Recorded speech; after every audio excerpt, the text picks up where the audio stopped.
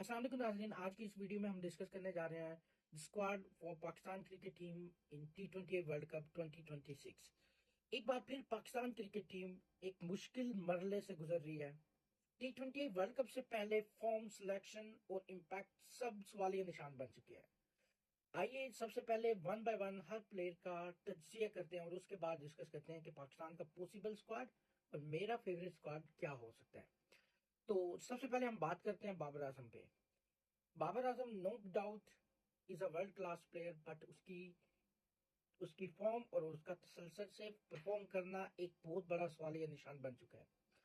आपने रिसेंट देखा होगा कि उन्होंने एक सेंचुरी स्कोर की, 250 स्कोर की, और दो मैचेस, इवन बीबीएल के स्टार्ट के दो मैचेस में वो बुरी तरह फ्लॉप हुए और उसके बाद उन्होंने कम बैक किया, बट एक 50 स्कोर की। बट वो तसलसल, वो रिदम जो कि 21-22 में देखा करते थे, वो चीज नहीं नजर आ रही, जो कि एक बहुत बड़ा क्वेश्चन मार्क है बाबर आजम की परफॉर्मेंस पे और हमारे लिए और स्पेशली पाकिस्तान टीम के लिए वर्ल्ड कप के लिहाज से। सेकंड नंबर पे आते हैं Fakhar Zaman. No doubt Fakhar Zaman is a great player, but in ODI only. मुझे नहीं याद कि फखर जमान ने कोई इम्पैक्ट इनिंग खेली और पाकिस्तान मैच जीता हो। मैं सिर्फ T20 की बात कर रहा हूँ। अगर मैं ऑस्ट्रेलिया की वो इनिंग निकाल दूं, वो तो पाकिस्तान लॉस्ट कर गया था मैच, और ऑस्ट्रेलिया के अगेंस्ट इन्होंने मिचेल स्टॉक को छक्के मारे मारे थे। बट उसके अलावा अगर मैं फखर जमान की परफॉर्मेंस देखूं ओवरऑल, तो मुझे नहीं मिलती कोई ऐसी इनिंग के पाकिस्तान में की तरफ से फखर जमान ने T20 में अकेले खड़ा होकर, जैसे कि वो ओडीआई मैचेस जितवाते हैं, वैसी कोई इम्पैक्ट इनिंग खेली हो। तो ये एक सबसे बड़ा क्वेश्चन मार्क है फखर जमान की। और उनकी रीसेंट परफॉर्मेंसेज आप देख लें आईएलटी में, वो भी मैं आपके सामने कुछ स्क्रीनशॉट शेयर करने जा रहा हूँ। तो ये उनकी परफॉर्मेंसेज हैं, मतलब जो कि टोटली आउट ऑफ फॉर्म है। फखर जमान की T20 कारकर्दगी तशवीशनाक है। 7 मैचेस में सिर्फ एक काबिल जिक्र इनिंग, अगर आईएलटी में बात करें तो 7 काबिल जिक्र इनिंग्स में सिर्फ एक इनिंग खेली जो कि 42 रन की थी। और through out the tournament 8 matches 9 matches खेल चुके हैं, बट कोई भी इम्पैक्ट इनिंग खेलने में नाकाम रहे हैं, जो कि एक बहुत बड़ा लम्हा फिक्री है पाकिस्तान सिलेक्शन टीम कमेटी के लिए। थर्ड नंबर पे आते हैं साहिबजादा फ्रांस। नो डाउट साहिबजादा फ्रांस वाहिद वो बैटर हैं जो कि तसलसल में नजर आ रहे हैं, जो कि नजर आ रहे हैं रन्स करते हुए। 2025 में वो सबसे ज्यादा रन्स गेटर भी हैं, और एशिया कप में उनकी कारकर्दगी भी सबसे टॉप पे थी।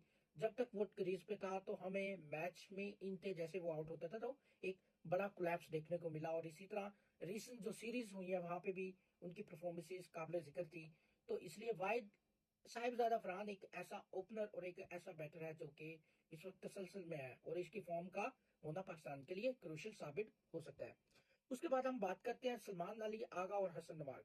अगर मैं सलमान अली आगा की बात करूं तो he is not a T20 material, but captain है तो मजबूरी है कि उन्हें सिलेक्शन के लिए अवेलेबल भी होना पड़ेगा, और वो obviously as a captain T20 में लीड भी करेंगे, जो कि एक अच्छी न्यूज नहीं है। ओके, उसके बाद बात करते हैं हसन नवाज। हसन नवाज, मैं अक्सर फुरकान भट्टी के मुंह से सुनता हूं कि फुरकान भट्टी की हर वीडियो में बात की जाती है हसन नवाज की, कि हसन नवाज को उसकी ओरिजिनल पोजीशन पे नहीं खिलाया जाता, इसलिए वो परफॉर्म नहीं करता। मेरे भाई, जिसने परफॉर्म करना होता है वो लोअर एंड से भी आके परफॉर्म करते हैं। ILT20 में हसन नवाज को वन डाउन खिलाया जा रहा है, तो क्या उसकी परफॉर्मेंस बेहतर हुई? क्या उसने एक 50 स्कोर की? नो। क्या उसने कोई इंपैक्ट इनिंग खेली? नहीं। तो ये एक चूरन बेचना लोगों को कि हसन नवाज का टैलेंट पाकिस्तान क्रिकेट बोर्ड खराब कर रहा है, तो ये गलत चीज है। हसन नवाज की कोई भी इंपैक्ट इनिंग नहीं है, चाहे वो वन डाउन खेले थे। आप देखो, आप इंपैक्ट इनिंग इसको नहीं कहता। वैभव सूर्यवंशी, अभी एक रिसेंट एग्जांपल लेते हैं। वैभव सूर्यवंशी, उसने यूएई के अगेंस्ट क्या किया? 170 प्लस स्कोर किया, बट पाकिस्तान के अगेंस्ट दोनों मैचेस में वो फ्लॉप गया, तो उसको कोई भी याद नहीं करेगा। आप एक एक मैच अच्छा खेल के अगर 10 मैचेस ना खेलो तो उसको तो कोई नहीं याद करेगा, उस एक अच्छी इनिंग को, वो भी लोअर टीम के अगेंस्ट। और वो तो हसन नवाज तो वो भी इनिंग नहीं खेल पा रहा, एक लोअर टीम के अगेंस्ट भी इनिंग। आप ILT20 में देख लें कि उसकी परफॉर्मेंसेस क्या है। तो ये भी एक बहुत बड़ा फ्लॉप शो चल रहा है मोहम्मद हसन नवाज की तरफ से। अब आते हैं Mohammad Nawaz. Mohammad Nawaz is playing the form of his life, बहुत अच्छी इंपैक्ट इनिंग्स खेल रहा है। चाहे वो बॉलिंग से हो चाहे वो बैटिंग से हो, दोनों एंड से वो अच्छी इनिंग खेल रहा है। तो पाकिस्तान के लिए श्रीलंकन कंडीशन में Mohammad Nawaz can be the match winner. तो मोहम्मद नवाज एक कंफर्म 110% सिलेक्शन है। उसके बाद बात करते हैं हम अब्बास अफरीदी की। कोई भी इस पे बात नहीं करेगा क्योंकि हर कोई अपने फेवरेट प्लेयर को टीम में देखना चाहता है। बट अगर मैं रिव्यू दूं तो अब्बास अफरीदी पाकिस्तान T20 क्रिकेट में एज अ ऑलराउंडर फिट होते हैं और 100% फिट होते हैं। अगर बात मेरिट की आए, अगर बात प्रिंसिपल्स की आए, अगर बात परफॉर्मेंसेस की आए, तो Abbas Afridi should be the part of T20 world cup, but जो कि मुझे पॉसिबल नजर नहीं आ रहा। आइए इस पे बात करते हैं डिटेल में। रिसेंट हांगकांग सुपर सिक्सेस में हमने देखा कि अब्बास अफरीदी ने क्या शानदार बैटिंग की। देखिए बात ये होती है कि बॉलिंग वहां पे भी हो रही होती है, अगर बाउंड्री वहां पे छोटी है या फिर वहां पे उस लेवल की क्रिकेट नहीं होती तो ये कहना बेकार होगा। बट हाँ, उनकी शॉट सिलेक्शंस, उनकी सिक्सेस जो उन्होंने हांगकांग सुपर सिक्सेस में मारे या उन्होंने इनिंग्स खेली, वो आउटस्टैंडिंग थी। वो no doubt he is a well excelled all rounder, तो इसकी जगह बनती है। बट मुझे नहीं लगता कि इसको, उसके बाद उन्होंने T20 में इम्पैक्ट डाला। उनकी बॉलिंग की बात करें तो क्या आउटस्टैंडिंग बॉलिंग कर रहे हैं। आपको याद होगा हांगकांग सुपर सिक्सेस में हम सेमीफाइनल और फाइनल अब्बास अफरीदी की वजह से जीते थे, उनकी बॉलिंग की वजह से। तो T10 में भी यही हुआ, उन्होंने आउटस्टैंडिंग बॉलिंग की। और उसके बाद अब पता नहीं कहाँ पे हैं, but he is a best all rounder at the moment. उसके बाद हम बात करते हैं फास्ट बॉलिंग के बारे में। शहीन शाह अफरीदी की पेस में थोड़ी बेहतरी आई है, वो बेहतरी की तरफ हुआ है, जो कि पाकिस्तान के लिए खुशाइंद बात है। होप्स वो पाकिस्तान के लिए अच्छा करेंगे और श्रीलंकन पिचेस पे इंशाल्लाह Shaheen Shah Afridi will be the impact fast bowler. उसके बाद बात करते हैं हारिस रऊफ को अगर ये T20 वर्ल्ड कप के लिए लेके जाते हैं तो this will be the worst decision taken by the management. तो मुझे नहीं लगता कि हारिस रऊफ की जगह बनती है। जितने क्रूशियल मैचेस वो हरवा चुके हैं पाकिस्तान को, मैं कौन कौन से मैचेस उनके काउंट करवाऊंगा आप लोगों को, बट वो T20 में डिजर्व नहीं करता। उसकी जगह डिजर्व करता है तो वसीम जूनियर, जो कि एक अच्छा ऑलराउंडर है। वो आपको बैटिंग सर्विसेज भी प्रोवाइड कर सकता है, वो बॉलिंग भी कर सकते हैं। और आपने पाकिस्तान की पिचेस पे उसकी परफॉर्मेंसेस देखी है अभी रीसेंट सीरीज में। अच्छा, कुछ और बैटर्स की बात करते हैं जैसे कि साइम अयूब। तो साइम अयूब की अगर परफॉर्मेंसेस देखें तो वो भी कोई आउटस्टैंडिंग नहीं रही। वो भी एक तसलसल के साथ बैटिंग परफॉर्मेंसेस शो नहीं कर रहे। 3 मैचेस में उनका डक होता है और एक मैचेस में वो परफॉर्म कर देते हैं, तो ऐसा नहीं चलेगा। अगर आप एक मैच में भी परफॉर्म नहीं करते तो आप वर्ल्ड कप से बाहर हो सकते हैं। तो ऑब्वियसली साइम अयूब की परफॉर्मेंस भी एक बहुत बड़ा रिस्क फैक्टर है पाकिस्तान के लिए वर्ल्ड कप में। उसके बाद बात करते हैं हसीबुल्ला खान को। हसीबुल्ला खान जो कि एक यंग टैलेंट है, उनकी परफॉर्मेंसेस अगर हैं तो डोमेस्टिक लेवल पे होंगी, बट डोमेस्टिक और international cricket is totally different. महदूद मौके दिए गए हैं हसीबुल्ला को, उसको सलाहियत दिखाने का मौका नहीं दिया गया अभी तक। तो चॉइस हो सकते हैं, बट मुझे नहीं लगता कि वो वर्ल्ड कप के स्क्वाड का ऑप्शन हो सकते हैं, प्लेइंग 11 ऑप्शन हो सकते हैं। उसके बाद आते हैं अब्दुल समद, जो कि पावर हिटिंग की वजह से जाने जाते हैं। वो जारहाना बैटर है पाकिस्तान क्रिकेट टीम के, और कुछ मैचेस में उनको मौका भी दिया गया बट वो परफॉर्म नहीं कर सकते। फिर वही बात, जैसे कि हसीबुल्ला खान के साथ उनके पास कोई पोर्टफोलियो नहीं है, उनकी कोई परफॉर्मेंसेस नहीं है। इंटरनेशनल क्रिकेट में उनको महदूद मौके दिए गए, इतने मौके नहीं मिले, तो जिसकी वजह से हम जज नहीं कर सकते कि वो किस तरह की परफॉर्मेंस दे सकता है। उसके बाद आते हैं फहीम अशरफ। फहीम अशरफ ने सिर्फ एशिया कप में कुछ इम्पैक्ट बॉलिंग की।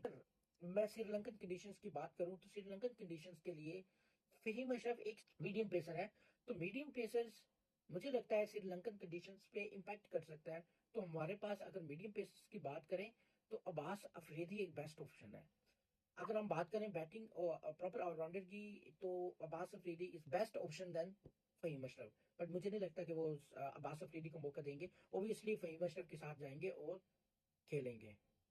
उसके बाद बात करते हैं मोहम्मद रिजवान की। मोहम्मद रिजवान की T20 सिलेक्शन भी डाउटफुल है। मुझे नहीं लगता कि उनको T20 में मौका मिलेगा, क्योंकि ऑलरेडी सलमान अली आगा भी है T20 में, बाबर आजम भी हैं, जो कि टाइम लेते हैं। लेके जा सकते हैं मोहम्मद रिजवान को। अगर कोई बंदा परफॉर्म नहीं करता तो आप उसकी जगह रिप्लेस कर सकते हैं। उसके बाद बात करते हैं मोहम्मद हारिस की। तो wicket keeper batter Mohammad Haris, Mohammad Rizwan और उस्मान खान। उस्मान खान के हक में मैं नहीं हूँ बिल्कुल भी। उस्मान खान कि ना तो कोई इम्पैक्ट इनिंग्स नजर आती है इंटरनेशनल T20 में, लीग्स में वो परफॉर्म करते हैं पर लीग्स का हमें कोई बेनिफिट नहीं है, तो मुझे नहीं लगता उसको T20 वर्ल्ड कप के लिए सिलेक्ट करना चाहिए। तो मुझे ऐसा लगता है कि पाकिस्तान को दो विकेट कीपर मोहम्मद हारिस और मोहम्मद रिजवान के साथ T20 वर्ल्ड कप में जाना चाहिए। मोहम्मद हारिस को मौका दें, मोहम्मद रिजवान को बेंच कर सकते हैं आप, और कहीं पे आपको जरूरत पड़ी तो आप मोहम्मद रिजवान से भी काम चला सकते हैं। तो अगर मैं स्पिन बॉलिंग डिपार्टमेंट की बात करूं तो हमारे पास स्पिन बॉलिंग ऑलराउंडर्स तो हमारे पास है। साइम अयूब ओबियसली प्लेइंग 11 का हिस्सा होंगे, तो साइम अयूब एक बॉलिंग ऑप्शन हो गया spin all rounder. Mohammad Nawaz obviously 100% वो प्लेइंग 11 का हिस्सा होंगे, तो वो भी आपके पास एक अच्छा ऑप्शन है बॉलिंग का, स्पिन बॉलिंग ऑलराउंडर का। उसके बाद आते हैं एक प्रॉपर स्पिनर आपको चाहिए, तो वो इब्राहिम अहमद या सुफियान मुकीम। वो अब बेहतर कौन है, तो मुझे तो लगता है कि श्रीलंकन कंडीशन में सुफियान अहमद ज्यादा क्रूशियल साबित हो सकते हैं बनिस्बत इब्राहिम अहमद के। बट मुझे नहीं लगता कि सुफियान मुकीम को T20 वर्ल्ड कप स्क्वाड में लेके जाए। एक मजमूई तजिया जो कि अब तक हमने डिस्कस किया, अगर टॉप ऑर्डर का गैर मुस्तकिल होना एक एक मसला है पाकिस्तान टीम के लिए। T20 में कोई इम्पैक्ट इनिंग्स नजर नहीं आती, सिर्फ साहिबजादा फरहान के अलावा कोई भी इम्पैक्ट इनिंग नहीं खेल सका काफी अरसे से। फॉर्म फॉर्म का ना होना, बहुत से प्लेयर आउट ऑफ फॉर्म है। बाबर आजम की बात करें, सामी अयूब की बात करें, फखर जमान की बात करें, तो इनका फॉर्म का बहाल होना बहुत जरूरी है, अदरवाइज ये भी एक नेगेटिव इम्पैक्ट है। तो पॉजिटिव इम्पैक्ट अगर मैं ढूंढने लगूं पाकिस्तान टीम के लिए तो बहुत बहुत कम है, बहुत रेयर है। एक तो श्रीलंकन कंडीशंस पॉजिटिव इम्पैक्ट है पाकिस्तान के लिए, क्योंकि श्रीलंकन कंडीशन स्पिनर्स को सपोर्ट करते हैं। तो ये था ओवरऑल एनालिसिस पाकिस्तानी प्लेयर्स का जो कि T20 वर्ल्ड कप के लिए अवेलेबल होंगे, मे भी हो सकता है सिलेक्टेड हो। तो मैं अपनी टॉप 15 प्लेयर्स की लिस्ट देने जा रहा हूँ जो कि T20 वर्ल्ड कप की मोस्ट प्रोबेबली होगी, और मैं अपनी राय भी दूंगा कि कौन से प्लेयर होने चाहिए और कौन से एक्सक्लूड होने चाहिए। तो नंबर 1 आता है Fakhar Zaman. No doubt his capabilities, he has proven in ODI but he needs to prove in T20 as well. तो मे भी हो सकता है वो हमारे लिए अच्छा साबित हो, but it's difficult decision, but कोई ऑप्शन नहीं है हमारे पास। सेकंड नंबर पे आते हैं Sahibzada Farhan. No doubt his capabilities, उसने अपना एशिया कप में प्रूव किया, रीसेंट सीरीज हुई है वहां पे परफॉर्म किया, तो he will be the part of squad as well. Third number पे आते हैं बाबर आजम। बाबर आजम के बारे में पूरी दुनिया बात जानती है, बताने की जरूरत नहीं है, बट उसकी फॉर्म नहीं लग रही आजकल, तो एक डिफिकल्ट डिसीजन है उसकी इंक्लूशन भी, और मे भी हो सकता है वो बेहतर साबित हो पाकिस्तान टीम के लिए। तो फोर्थ नंबर पे आते हैं मास सदाकत। मास सदाकत की इंक्लूजन इसलिए जरूरी है, देखें अगर हम उसकी बात करें, इमर्जिंग एशिया कप से लेकर ऑन वर्ल्ड उन्होंने नेपाल प्रीमियर लीग खेली, वहां पे अच्छी बैटिंग की। ना सिर्फ बैटिंग बल्कि बॉलिंग से भी अपनी कैपेबिलिटीज शो की। With the bat, with the ball, he was outstanding through out the emerging Asia cup. He was a top leading scorer in the emerging Asia cup. उसके बाद नेपाल प्रीमियर लीग में 2 से 3 match खेले, एक 50 score की, with the ball अच्छा किया। अभी रिसेंट आज उनकी टीम OSG की एक टीम एग्जिट हुई है प्रेसिडेंट कप से, तो 374 रन स्कोर किए हैं with the strike rate of 144। तो एक 144 स्ट्राइक रेट के साथ 374 रन, 2 सेंचुरी, 250 किए हैं, तो मेरे ख्याल में इस वक्त परफेक्ट इंक्लूजन होगी। Before right before the world cup उसकी फॉर्म लगी हुई है, तो उसको इंक्लूड करना चाहिए। तो ये हो गए 4 टॉप ऑर्डर्स। पांचवा नाम साइम अयूब। ठीक है, साइम अयूब आपको पता है कि 4 मैचेस में डक करते हैं, फिर 50 कर देते हैं, फिर तो उसकी जो तसलसल है, जो उसकी कंसिस्टेंसी है वो नहीं है। बट आप ऐसा कर सकते हैं कि साइम अयूब और मास दाकत में से एक, देखिए वो भी राइट आर्म स्पिन बॉलर है, ये भी राइट आर्म स्पिन बॉलर है, तो वो भी बेटर है और वो भी बेटर है, और दोनों का स्ट्राइक रेट भी तकरीबन सेम है, फॉर्म उसकी लगी हुई है मास ताकत की। तो मेरे ख्याल में मास ताकत को चांस मिलना चाहिए T20 वर्ल्ड कप में और इंक्लूड करना चाहिए। दोनों हो, लेकिन एक प्लेयर खेले at a time in playing 11 में, एक हो या तो मास ताकत या साइम अयूब। उसके बाद छठे नंबर पे आते हैं अब्दुल समद। अब्दुल समद एक पावर हिटर है, पावर हिटर बैटर है पाकिस्तान के, तो इसकी इंक्लूजन भी सूटफुल हो सकती है। अभी आपने हांगकांग सुपर सिक्स में देखा उनकी कैपेबिलिटीज, और वो पहले भी प्रूव कर चुके हैं कई बार, तो इसकी इंक्लूजन भी अच्छी हो सकती है। बट इन 6 टॉप ऑर्डर्स में से मे बी 5 और 4 प्लेयर्स प्लेइंग 11 का पार्ट होंगे, 4 और 5 भी हो सकते हैं। उसके बाद हम बात करते हैं मिडिल ऑर्डर की। तो मिडिल ऑर्डर की में अगर बात करें तो सबसे पहले आता है विकेट कीपर बैटर। तो विकेट कीपर बैटर के हमारे पास 3 ऑप्शन है, मोहम्मद हारिस, रिजवान, और उसके बाद आता है उस्मान खान। तो मेरे ख्याल में मोहम्मद हारिस और रिजवान के साथ जाना चाहिए। बट मुझे ऐसा नहीं लगता कि जो रिजवान की फॉर्म नहीं है, बीबीएल में परफॉर्म नहीं कर पा रहे, तो मुझे ऐसा फील होता है कि रिजवान की जगह उस्मान खान और जो है मोहम्मद हारिस को सिलेक्ट किया जाएगा as a backup wicket keeper के तौर पे। 8वें नंबर पे आता है हसन नवाज। तो अगर हसन नवाज की रिसेंट परफॉर्मेंसेस देखें या एशिया कप की परफॉर्मेंसेस देखें, तो फ्लॉप शो चल रहा है अब तक। ILT20I में भी उन्होंने अब तक 9 इनिंग्स खेली है, कोई भी इम्पैक्ट इनिंग या कोई भी 50 स्कोर नहीं कर सके। 9th नंबर पे आता है सलमान अली आगा। सलमान अली आगा ऑलरेडी मैंने बताया कि वो T20 मटेरियल नहीं है, but as a captain obviously वो लीड कर रहे हैं, तो वो इंक्लूड होंगे। और वो खुद किस नंबर पे आएंगे ये तो कोई नहीं जानता, but he is also number 9। उसके बाद हम बात करते हैं मोहम्मद नवाज की। मोहम्मद नवाज आउटस्टैंडिंग परफॉर्मेंसेस दे रहा है through out the Asia cup. उसके बाद तमाम की तमाम जितनी भी सीरीज हुई है उनमें परफॉर्म किया है, और होप सो एशिया कप में भी अपनी इसी फॉर्म को कंटिन्यू करेंगे। 10th नंबर पे आते हैं शादाब खान। एक प्रोमिनेंट नेम है श्रीलंकन कंडीशंस में। अगर मैं श्रीलंकन कंडीशन में बात करूं, तो वहां पे हमें ऐसा बॉलर चाहिए, स्पिन बॉलर चाहिए, जो बॉलिंग भी अच्छी करता हो और उसके साथ साथ बैटिंग भी कर सकता हो। तो one of the best option on social media, also social media पे ये बात चल रही है कि Shadab Khan will be the part of T20 world cup. तो ये एक प्लस पॉइंट हो सकता है पाकिस्तान के लिए। शादाब खान अच्छे प्लेयर हैं, अच्छे बॉलर भी हैं चैंपियन ट्रॉफी में। हाँ, वो आउट ऑफ फॉर्म थे, बट होप सो वो अपनी फॉर्म हासिल करेंगे और T20 वर्ल्ड कप में एक अच्छा इम्पैक्ट छोड़ेंगे। तो शादाब खान भी क्रूशियल हो सकते हैं, क्योंकि वो उनकी जो कैपेबिलिटीज है मोहम्मद नवाज के साथ, तो स्पिन कंडीशंस में तो ये सोने पे सुहागे वाली बात है। 11वें नंबर पे आते हैं फहीम अशरफ। मैं तो फहीम अशरफ के राइट में नहीं हूँ। अगर मैं अपने 15 मेंबर्स में फहीम अशरफ को चूज नहीं कर रहा, मैं जा रहा हूँ अब्बास अफरीदी के साथ। तो अब्बास अफरीदी एक अच्छे स्ट्रॉन्ग ऑलराउंडर है। उन्होंने अपनी परफॉर्मेंसेस T10 में और हांगकांग सुपर सिक्सेस में और वैसे भी डोमेस्टिक में भी वो प्रूव कर चुके हैं, और इन पास्ट में वो कई परफॉर्मेंसेस भी दे चुके हैं पाकिस्तान इंटरनेशनल टीम की तरफ से। तो वो प्रेफरेंस है मेरी फहीम अशरफ के ऊपर। बट लेट्स सी कि कौन, मुझे लगता है कि वो फहीम अशरफ के साथ जाएंगे, अब्बास अफरीदी को चूज नहीं किया जाए। उसके बाद 13 नंबर पे आते हैं मोहम्मद वसीम जूनियर। वसीम जूनियर भी बैट कर सकता है, सिक्सेस लगा सकता है, मुश्किल सिचुएशन में आके हिट कर सकता है। मैं तो ये प्रेफर करूंगा कि पाकिस्तान प्लेइंग 11 में शाहीन और वसीम जूनियर दोनों होने जरूरी है। आप चाहे बैठा दो फहीम अशरफ को बाहर। उसके बाद आता है ओबियसली शाहीन शाह अफरीदी। शाहीन शाह अफरीदी रिदम में आया है, अपनी परफॉर्मेंस अच्छी कर रहे हैं, अभी BBL में भी अच्छा परफॉर्म कर रहे हैं। तो होप सो यही फॉर्म लेकर वो चलेंगे और पाकिस्तान को जीत विक्ट्री की तरफ लेकर जाएंगे वर्ल्ड कप में भी। उसके बाद लास्ट ऑप्शन आता है 14 नंबर पे आता है अबरार अहमद। नो डाउट इब्रार अहमद की भी परफॉर्मेंसेस हैं, बट वो बड़ी टीमों के अगेंस्ट मैंने देखा है कि विकेट लेस रहता है।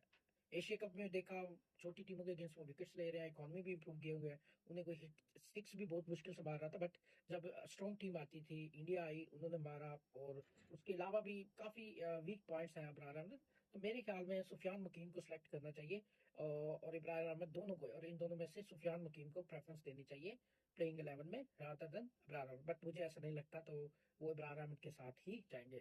तो लास्ट ऑप्शन है 15 नंबर पे नसीम शाह।